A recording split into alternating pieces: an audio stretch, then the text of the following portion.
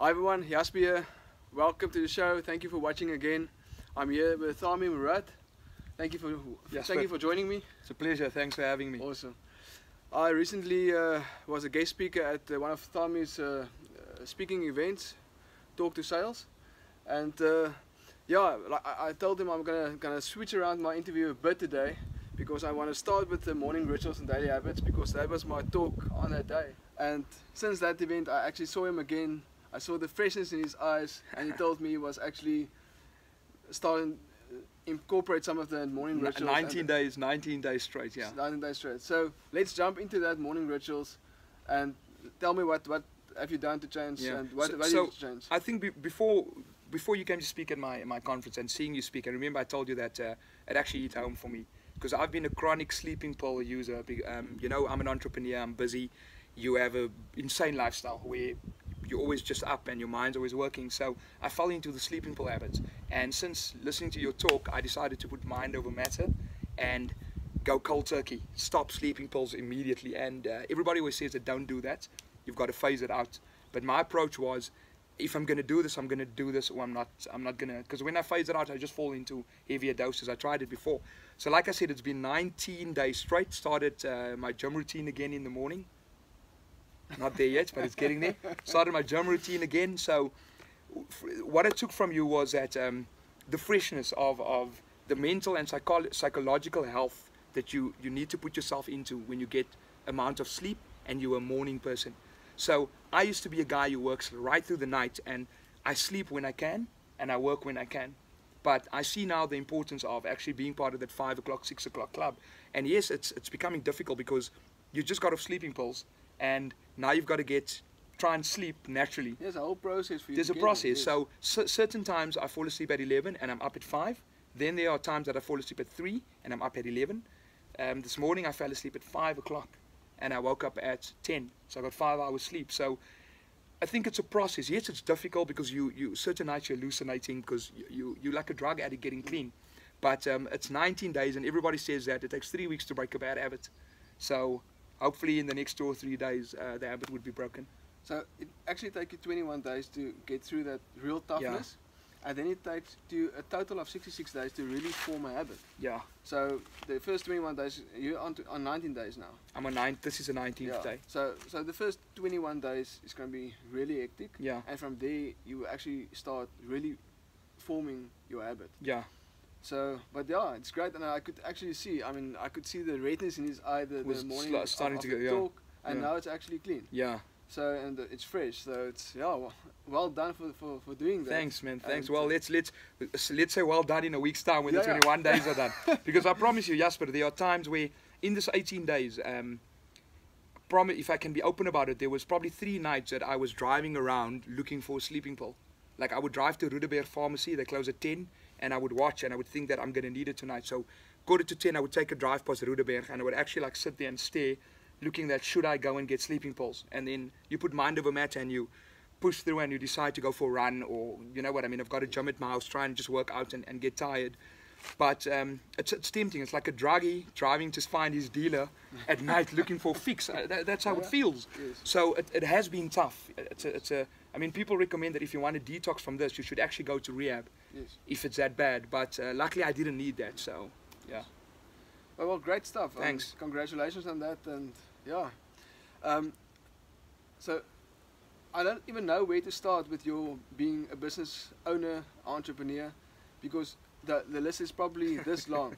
So I'm going to give you the opportunity to the highlights that you want to do. Yeah. I recently saw your 1 minute film festival. That's quite interesting. Yeah. So I think maybe start with that. So I've always wanted to be an actor. You know, since high school I was always a guy who spoke the most in the class and the one who was the most entertaining. You know, that we went to school together. But then when I asked my dad to go study drama at Marty's, and he said, "Nee, jy kan rekenkunde swat. You're going to be an accountant," which Jasper became. So I went to Marty's, obviously fighting the whole ordeal, and I failed every subject in accounting in my first year. I ended up being scouted to do modeling in any way. So I quit, and I ended up being a model and an actor for 6 years, 7 years. But in South Africa, in the industry, models and actors don't really make money. It looks like they're making money, but they're not really making money. It's more celeb kind of thing. It's more celeb kind of thing, endorsements, and it's more of you have a constant. I mean, you have money, you have work, but you're not going to drive the cars that you want and live in the homes that you want being an actor in South Africa, unless you're content and it's your art and you're happy with what you're doing. But anyway, at 27 I decided to quit and go into entrepreneurship, and I'll get back to that now. 10 years later, I'm getting back into the industry as an actor and a TV filmmaker and a producer, because that's what I love. And we played around with these 1-minute movies, because that's the easiest way to get back into the industry. Get a couple of actors, make some 1-minute movies, and there was such a big, posted a few of them on Instagram, there was such a big response to, whoa, this is brilliant.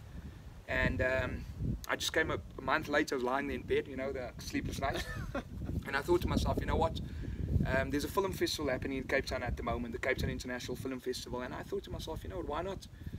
Everybody can be on the big screen. Everyone's can make a 1-minute movie. There's so much talent out there, filmmakers, actors that can't get onto the big screen or can't make a full-length movie. Let's build up a concept of a 1-minute film festival.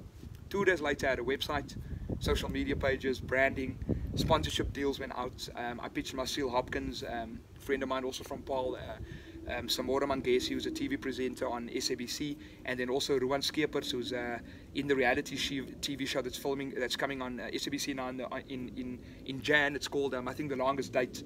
I don't know if I'm allowed to say that, but yeah, Ruan is going to be on TV now. 3 of my friends, because you know you have to put a team together. I believe in any business you're only as strong as your team, because you all have different strengths to bring to the party. I pitched all of them, they loved the idea, and then boom, we started marketing. I went to Ster-Kinekor.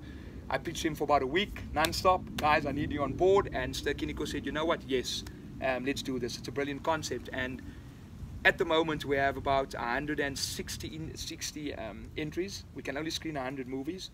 Entries close on the 30th of October, so there is still time to enter. And yeah, hopefully you can see yourself on the big screen. It's going to be an awesome red carpet event in the waterfront on the 9th of November.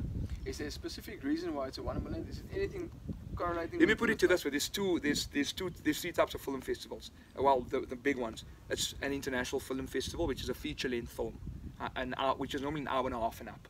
Then you've got the short film category, which I think is up. It falls under 35 minutes or 24 minutes, and then below that, well, short film goes from 5 minutes to about 35 minutes.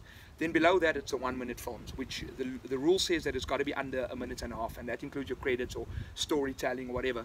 So I just thought it was easier for someone who wants to get onto the big screen to make a 1-minute movie. Plus, I can't screen 100 5-minute movies at a festival, but 100 1-minute movies is actually, if you're sitting in a cinema, it's under 2 hours. Yes. Just like you're watching a movie. Yes. Do you know what I mean? A So that was lot of small movies. yeah, and I promise you, if you look at the content, we have animations, people doing cartoons, we have horrors, documentaries, vlogs. So people are going to be taken to this roller coaster of emotions. You're literally watching 1-minute highs, like a sad movie where someone kills himself, and then all of a sudden there's a love story, then there's a cartoon, then so you're going through this constant roller coaster of a ride.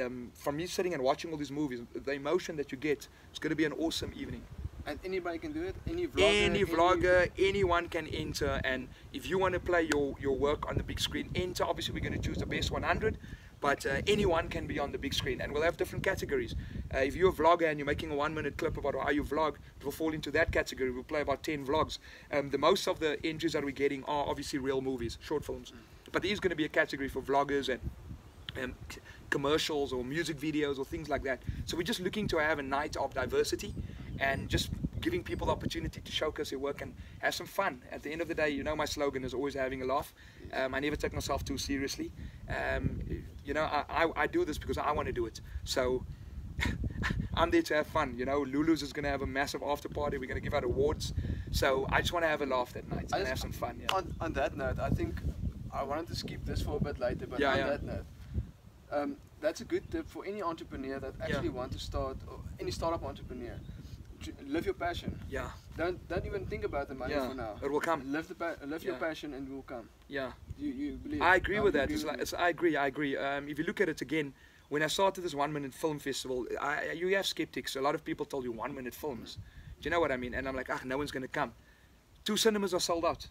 So, you know, and we didn't even think it would happen, but because I'm passionate about the project, and my partners Marcel and Samora, and they've got a background of also being passionate about the industry, and it will come. You know, we already have well, I can say this, we're going to do 4 next year, 2 in Joburg and 2 in Cape Town, because of this hasn't even came off, but because of the success that we think is going to happen with this one. Yes. I mean, we already have all the entries, and know. we know it's going to happen. Yeah, we're looking to do that. And then the reason why I bought the .com domain, 1 minute, I actually bought it from a guy in the UK. He registered 1minutefilmfestival.com. I can't be .co, I had to be .com. Is we want to do it in Istanbul, we want to do it in Doha, all the cities that I've got a footprint. It's easy for me to do it there, so I'm hoping to do Istanbul and Doha next year as well. Talking about your international footprint, you're also an international sales coach. Yes. So, just want to really quickly touch on something that you actually talked about that day, and that's a what do you call it? Sales dog. Yeah, sales dog. And analysis. Yeah. So I think if you don't mind, just quickly No, run no us through problem. that. So Blair Singer is one of Robert Kiyosaki's Rich Dad advisors, and Blair wrote a book called Sales Dogs, and it's not that popular in South Africa, which I don't know why.